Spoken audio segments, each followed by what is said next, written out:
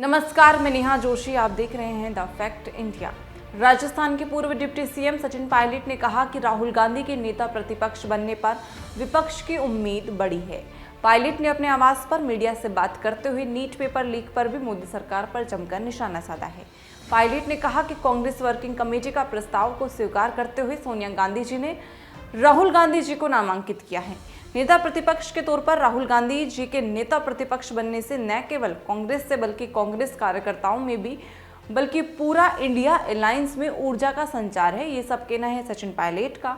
राहुल गांधी के लिए लगातार चुनौती भी रहेगी, ये भी सचिन पायलट का कहना है। लोगों की आवाज बने हैं संसद के अंदर और संसद के बाहर राहुल गांधी नेता प्रतिपक्ष बने हैं तो विपक्ष की उम्मीदें बड़ी हैं।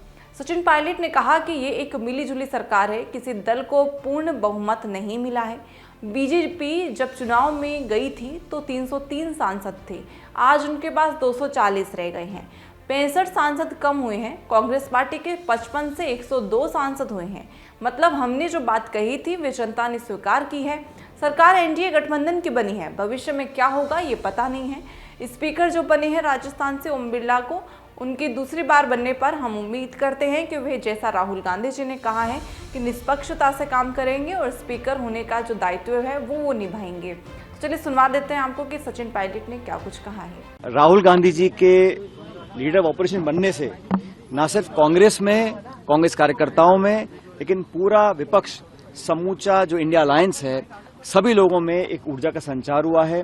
राहुल गांधी जी ने लगातार इस सरकार को चुनौती दी है, पारदर्शिता की लड़ाई लड़ी है, लोगों की आवाज बनने का काम किया है, संसद के अंदर और संसद के बाहर। आज जब वो नेता प्रतिपक्ष बने हैं तो उससे विपक्ष की उम्मीदें और बड़ी हैं। लोगों के अंदर विश्वास पैदा हुआ है और लाखों करोड़ों लोग जिन्होंने लोकतंत्र को जीवित रखने के लिए, संविधान को सुरक्षित रखने के लिए इंडिया अलायंस को वोट डाला था, उन लोगों को आज उम्मीद बनी है कि सदन के अंदर मुस्तैदी से, मजबूती से और सच की लड़ाई लड़ने का काम राहुल गांधी जी करेंगे। उनका नेता विपक्ष बनने पर मैं समझता हूं जो आने वाली भूमिका होगी उस पर सब लोग नजर बनाए हुए हैं और पूरा देश आज उम्मीद करता है कि हम सब की बात को रखने का वो काम करेंगे। राहुल गांधी जी के नेता प्रतिपक्ष बनने से न सिर्फ कांग्रेस को ताकत मिलेगी, लेकिन उस सोच को ताकत मिलेगी जो सोच इस देश में अमन, चैन, प्यार, भाईचारा और संविधान को सुरक्षित बनाने का काम करना चाहती है। सरकार का जो रवैया रहा, मैं मानता हूं कि वो सही नहीं था। अभी इस पे अंतिम निर्णय नहीं हो पाया है कि आगे क्या होगा, लेकिन परंपरा ये होती है कि अगर स्पीकर बिना चुनाव के चुना जाता है तो डिप्टी स्पीकर का पद विपक्ष को दिया जाता है। जब यूपीए की सरकार थी तब डिप्टी स्पीकर हमेशा विपक्ष के पास था। मुझे पता नहीं है कि इसमें अंतिम क्या निर्णय लिया गया है, लेकिन स्वच्छ परंपरा ये रही है, जब यूपीए के कार्यकाल था तो स्पीकर सत्ता पक्ष का था और डिप्टी स्पीकर विपक्ष का था।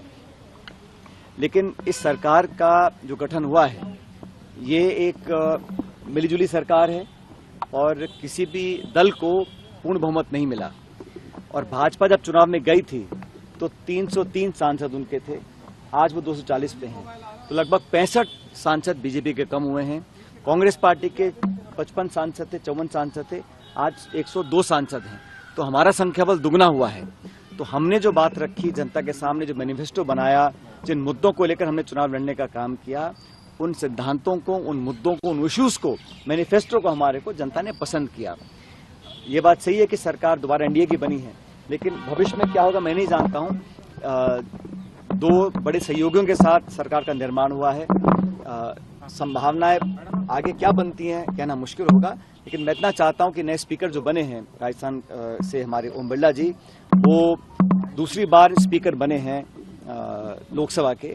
मैं उम्मीद करता हूं कि वो, जैसा राहुल गांधी जी ने कहा, कि वो निष्पक्षता से काम करेंगे और स्पीकर होने का जो दायित्व होता है उसका मतलब होता है कि प्रत्येक दल को, प्रत्येक सदस्य को बराबरी का मौका मिले और विपक्ष को अपनी बात रखने का पूरा जो उनका दायित्व है उसको पूरा करने का उनको अवसर प्रदान करें।